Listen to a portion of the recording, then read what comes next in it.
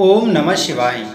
प्रिय भक्तगणों, पिछली कथा में हमने श्रावण मास महात्म के छठे अध्याय से 10वें अध्याय की कथा सुनी।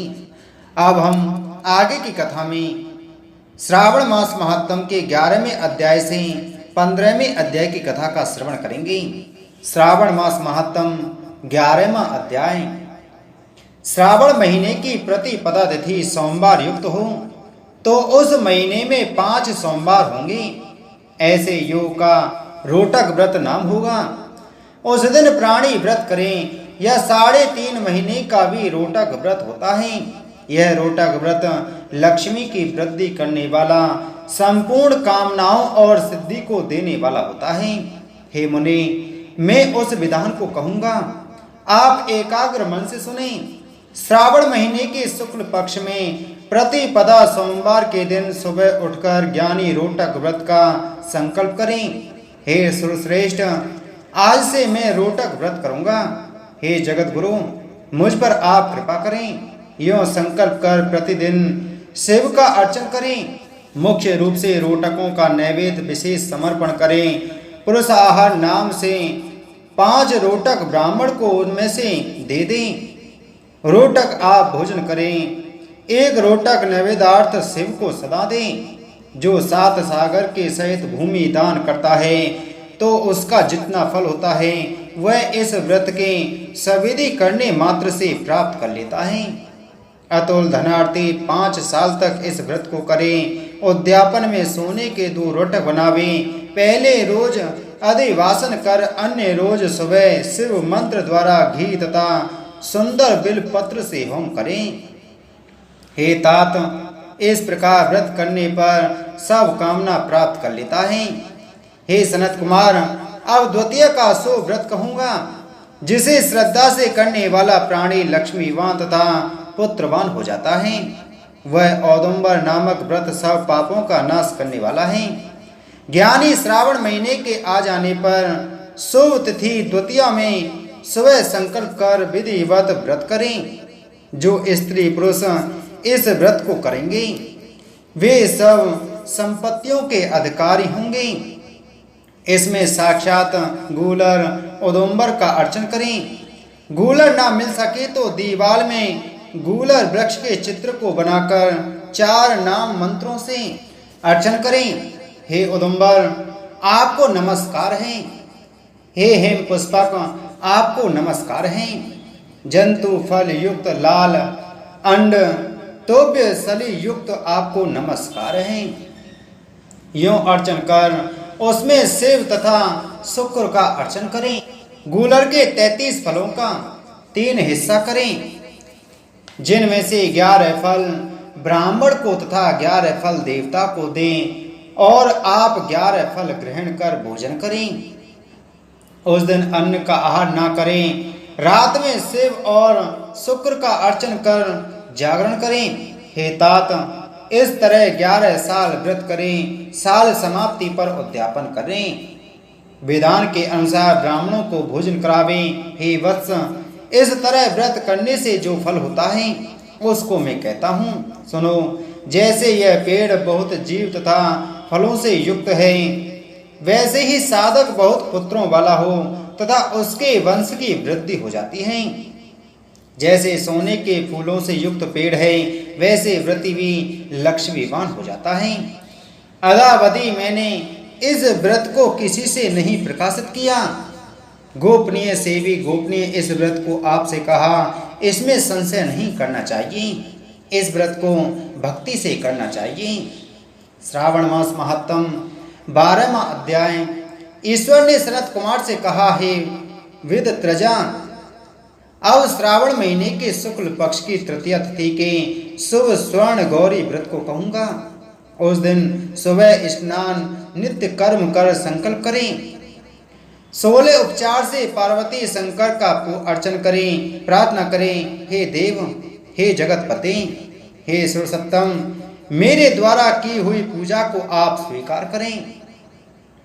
महादेवी भवानी के व्रत पूर्ति के 16 वायन दंपतियों को दें। मैं भवानी के प्रीत्यर्थ तथा व्रत पूर्ति के निमित्त उत्तम ब्राह्मणों को वायन देता हूँ। चावल पिसान से निर्मित 16 पकवान बांस की 16 टोकरी में रख वस्त्रों से युक्त कर सपत्नीक 16 ब्राह्मणों को बुलाकर कहे, मैं व्रत संपूर्णता फल प्रातार्थ के लिए देता हूँ। अलंकार आदि से संपन्न पतिव्रत धर्म युक्त सोवन सुवासिनी इसे स्वीकार करें। यूं अर्चन की समाप्ति पर कथा श्रवण कर व्यास का अर्चन करें। सनत कुमार ने शिव से कहा, हे प्रभु, किसने इस व्रत को किया? इसका क्या महत्व है? उद्यापन इसका कैसे होगा? आप यह सब मुझसे कहें। ईश्वर ने कहा, हे सनत कुमार, पूर्व समय में सरस्वती नदी के किनारे सुविला नामक प्रसिद्ध महानगरी थी। उसमें कुंवर के तुल्य चंद्रप्रभा नाम वाला राजा था। उसके रूप लावण्य से युक्त सौंदर्य, मुस्कान युक्त मनोहर, कमल सदृश नेत्र वाली महादेवी और दूसरी विशाला नाम वाली 2 रानियां थीं। इनमें से राजा चंद्रप्रभा को ज्येष्ठ महादेवी अधिक प्रिय थी। एक रोज राजा शिकार की कामना से वन में गया। वहां सिंह, शार्दूल, बारहा, अरना, भैंसा, हाथी का शिकार कर प्यास से दुखी हो राजा उस बड़े वन में घूमने लगा। राजा ने अप्सराओं के तालाब को देख उनके किनारे पर जाकर उस तालाब का उत्तम जलपान किया। अप्सरा गणों को भक्ति युक्त गौरी का अर्चन करते देखा। उन अप्सरा गणों से कमल नेत्र वाले राजा ने पूछा, आप यह क्या कर रही हैं? वे बोली, हे नृपोत्तम, हम स्वर्ण गौरी का व्रत करती हैं। राजा ने कहा, हे देवियों, इसकी विधि तथा इसका फल भी आप विस्तार युक्त मुझसे कहें। उन स्त्रियों ने कहा, हे राजन, श्रावण शुक्ल तीज के रोज स्वर्ण गौरी नाम का यह व्रत किया जाता है। इसमें परम प्रसन्नता तथा भक्ति द्वारा पार्वती और शंकर का पूजन किया जाता है। 16 तार का डोरा अपने दाहिने हाथ में पुरुष व बाएं हाथ में स्त्रियां बांधती हैं। यह सुन चंद्रप्रभा राजा ने भी व्रत कार्य को संपन्न कर सविधि 16 तार के डोरे को अपनी दाहिनी भुजा में बांधकर व्रत को स्वीकार किया। राजा ने कहा, हे देव देवेशी, मैं इस डोरे को व्रत के लिए बांधता हूँ, मेरे पर आप कृपा करें। इस तरह देवी का व्रत कर राजा अपने घर आ गया। भुजा में डोरे को देख अति क्रोधित हो बड़ी रानी ने पूजा और उस डोरे को भुजा से तोड़कर बाहर पेड़ पर फेंक दिया। राजा ने रानी से कहा, हे प्रिय, ऐसा न कर। यूं मना करने पर भी रानी नहीं मानी। वह सूखा पेड़ उस डोरे के स्पर्श से हरे पत्तों से संपन्न हो गया। इस बात को छोटी रानी ने देख आश्चर्ययुक्त हो उस पेड़ से टूटे डोरे को अपनी बाईं भुजा में बांधा। उस रोज से उस महीने के महत्तम मात्र से वह छोटी रानी राजा को सर्वाधिक प्रिय हो गई। इधर ज्येष्ठ रानी व्रत का अपमान करने मात्र से राजा द्वारा परित्यक्त तथा दुखी हो वन में चली गई। वहां माँ देवी का चित्त से ध्यान कर पवित्र मुनियों के स्थान में कहीं कहीं निवास किया। पर श्रेष्ठ मुनियों ने उसे देखकर कहा, अरे पिशाचनी, चली जा। वह त्रस्त तथा दुखी रानी घोर जंगल में घूमती हुई एक जगह बैठ गई। उसी समय रानी के आगे देवी दया से प्रकट हो गई। देवी नृप प्रिया रानी ने भूमि पर दंडवत प्रणाम तथा स्तुति की। हे देवी, आपकी जय हो, आपको नमस्कार है। हे भक्त वर प्रदे, आपकी जय हो। हे शंकर वामांगे, आपकी जय हो। यूं भक्ति द्वारा देवी के वर प्रभाव से गौरी अर्चन तथा व्रत किया। व्रत के प्रभाव से राजा उस बड़ी रानी को अपने घर ले आया। देवी के वर प्रसाद से उसने सब इच्छाओं को प्राप्त कर लिया। दोनों रानियों के सहित राजा संपूर्ण राज्य का उपभोग कर समृद्धशाली हो गया। अंत में दोनों पत्नियों सहित राजा शिवलोक को चला गया। श्रावण मास महत्तम 13वां अध्याय। सनत कुमार ने शिव से कहा, हे भगवान, किस व्रत के करने से अतुल सौभाग्य होता है तथा प्राणी पुत्र पौत्र धन और ऐश्वर्य प्राप्त कर सुख भोगता है?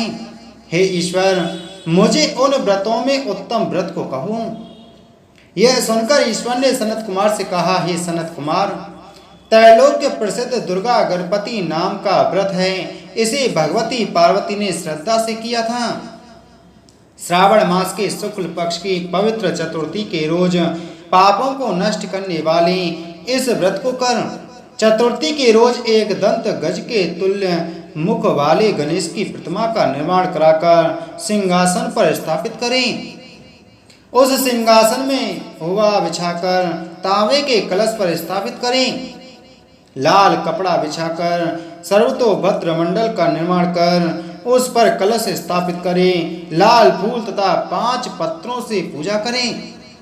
अपामाग समी दुर्वा तुलसी बेलपत्र ऋतु काल में होने वाले अन्य सुगंधित फूलों से नाना प्रकार के फल आदि का नैवेद्य रख 16 उपचार से गणेश की पूजा कर यह प्रार्थना करें, इस निर्मित प्रतिमा में विघ्नेश का आह्वान करता हूँ, यहाँ कृपा निधि आवें।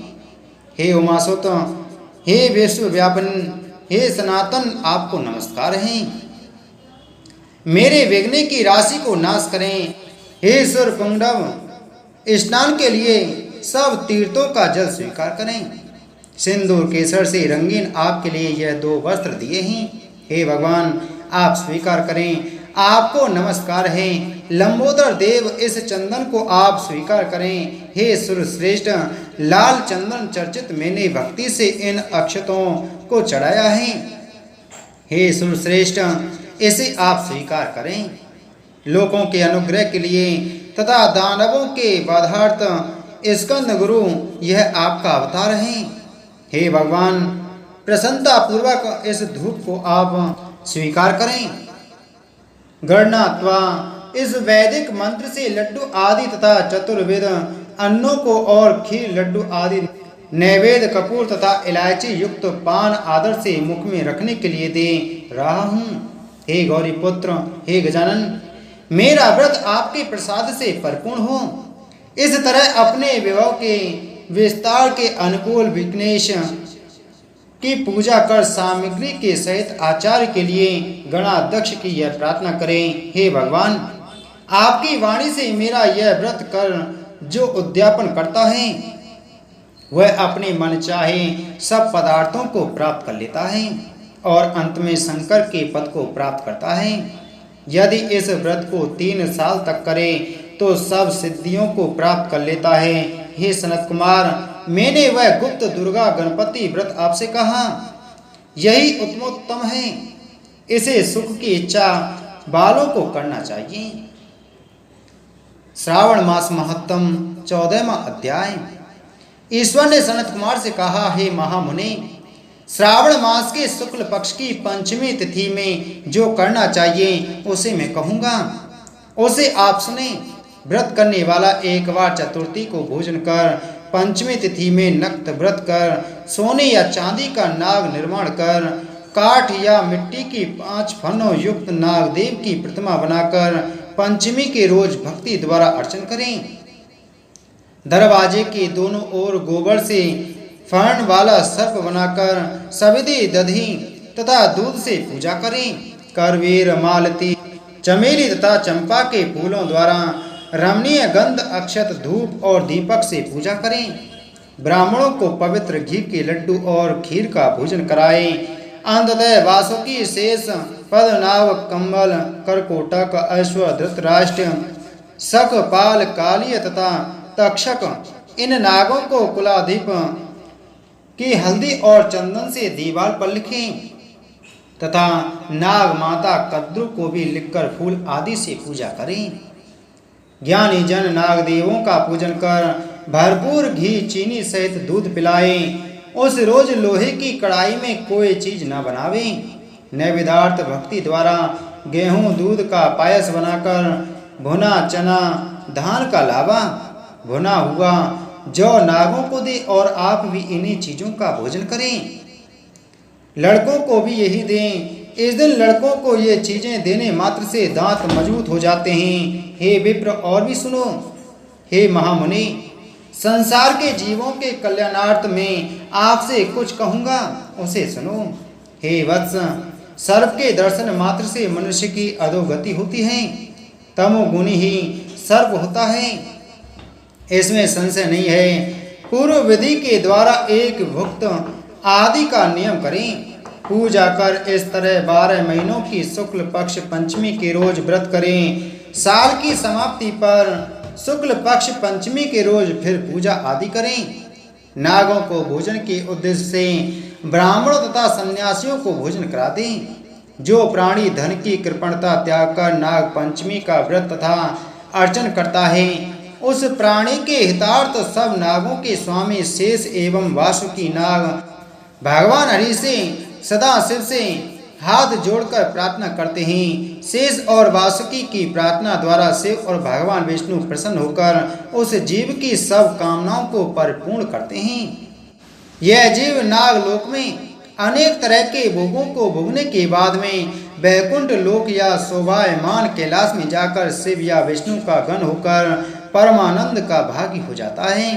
हे वत्स, आपसे मैंने नागों का यह नाग पंचमी व्रत कहा। अब और क्या श्रवण करने की अभिलाषा करते हैं उसे कहिए। श्रावण मास महात्म 15वां अध्याय। सनत कुमार ने शिव से कहा, हे देवेश, नागों का आश्चर्यजनक पंचमी व्रत मैंने सुना। हे देवेश, अब आप षष्ठी के रोज किए जाने वाले व्रत को कहें। इस व्रत का क्या नाम तथा क्या विधान है? शिव ने सनत कुमार से कहा, हे विपेंद्र, श्रावण मास शुक्ल पक्ष की षष्ठी तिथि को महामृत्यु विनाशक उत्तम सुपोधन नाम का व्रत करें। शिवालय में या घर पर प्रयत्न पूर्वक शिव का अर्चन कर सविधि दाल आटे भात को नैवेद्य नमक सहित आम का साग तरकारी रखें। ब्राह्मणों को नैवेद्य पदार्थों को बयान दें। जो विधि से व्रत को करता है उसे अनंत पुण्य प्राप्त हो जाता है। इस संबंध में प्राचीन कथानक कहते हैं, रोहित नाम का एक राजा बहुत समय तक अपुत्र वाला था। उसने पुत्रार्थ अत्यंत कठिन तप किया। तप के प्रभाव से प्रकट हो ब्रह्मा ने उससे कहा, हे राजन, तेरे भाग में पुत्र नहीं है। फिर भी वह पुत्र प्रातर्थ कठिन तपस्या करता ही रहा। संकट में होकर ब्रह्मा फिर प्रकट हो बोले, हे राजन, तुम्हें मेरा दिया हुआ जो पुत्र होगा वह अल्पायु होगा। इस प्रश्न पर राजा और रानी ने यूं निश्चय किया कि पुत्र प्राप्ति से वंध्यापन तो हट जाएगा, लोक में अपुत्र होने की निंदा तो मिट जाएगी। यही बहुत है। ब्रह्मा के वरदान से शोक और हर्ष से युक्त हुआ पुत्र हुआ। राजा ने जात कर्म आदि संस्कार यथाविधि किए। दक्षिण नाम वाली रानी तथा राजा रोहित ने स्नेहवश उसका शिवदत्त नाम रखा। मन में डरते हुए भूमिपाल ने उस लड़के का उपनयन संस्कार किया। मृत्यु के वैसे विवाह नहीं किया। जब 16 साल का हुआ तो उसकी मृत्यु हो गई। उस ब्रह्मचारी के मरण की याद से राजा मैती चिंता में हो गया, क्योंकि जिस वंश में ब्रह्मचारी का मरण होता है उस वंश का क्षय हो जाता है तथा उसकी दुर्गति हो जाती है।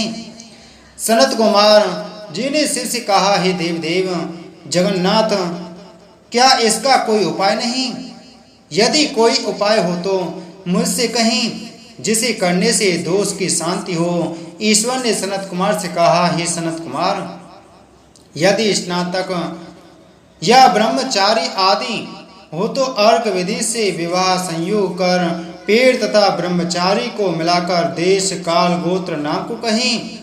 यह कहे कि मैं मरे ब्रह्मचारी की शांति के लिए वैसर्गिक व्रत करता हूँ। देश काल को याद कर कहे, मैं अर्क विवाह करूँगा। सोने से आभ्योदय कर पीपल शाखा तथा सबको हल्दी और तेल के द्वारा लेप कर पीले सूत से वेष्टित करें। 2 पीले कपड़े द्वारा आच्छादित करें। अग्नि स्थापना कर विवाह विधि द्वारा आगारांत हवन कर अग्नि में बृहस्पति कामचार बृहस्पतियों से होम कर स्पष्ट कृत संज्ञ होम कर कर्म को समाप्त करें।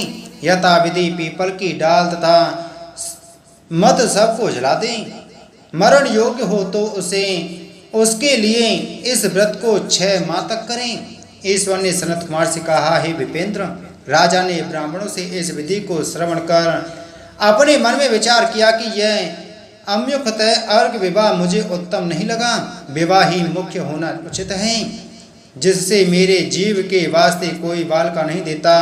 मैं राजा हूँ, जो कोई इसको अपनी लड़की देगा उसे मैं रत्न तथा बहुत धन दूंगा। उसके नगर में एक ब्राह्मण रहता था, वह दूसरे देश गया हुआ था। उसकी प्रथम मृत पत्नी से एक लड़की थी, दूसरी विवाहित स्त्री बहुत दुष्टा थी। उसने डाह से और बहुत द्रव्य के लोभ के कारण लड़की देने की इच्छा प्रकट की।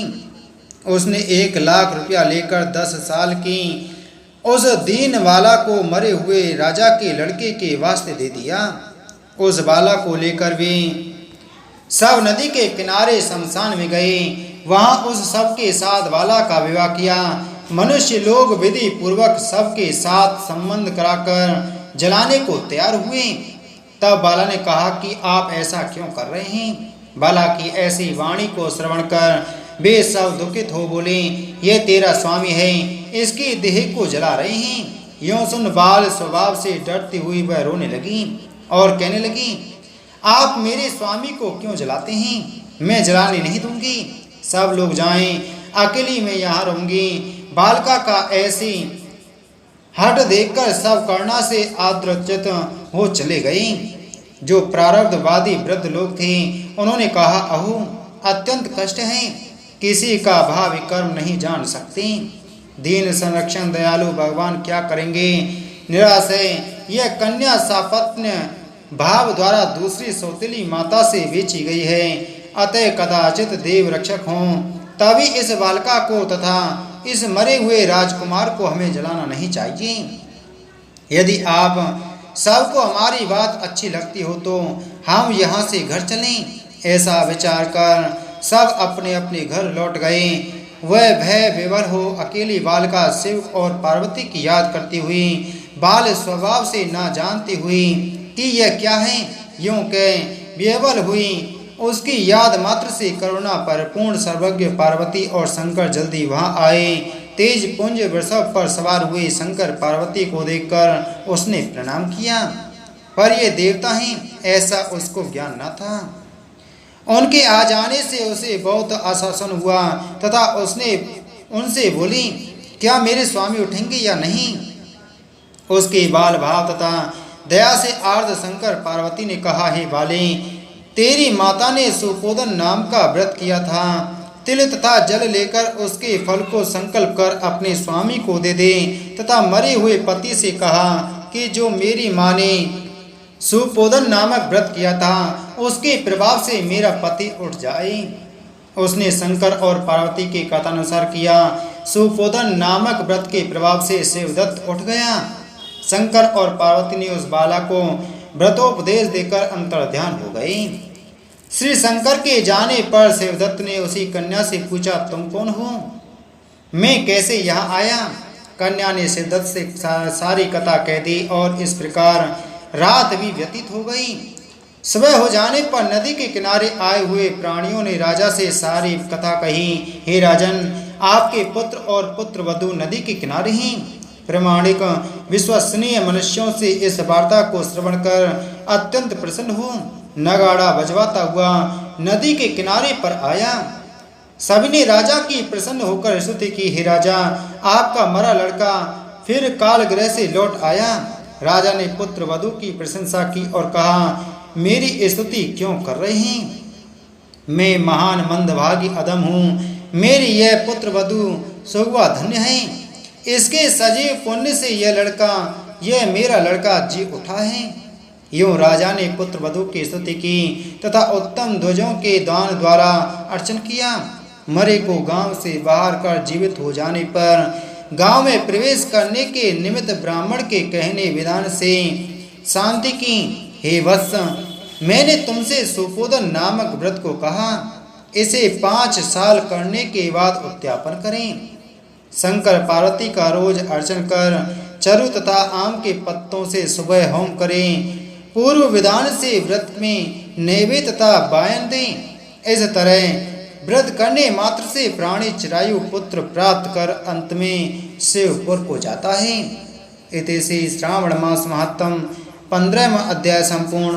बोलो श्रावण मास महत्तम की जय। बोलो शिव शंकर भगवान की जय।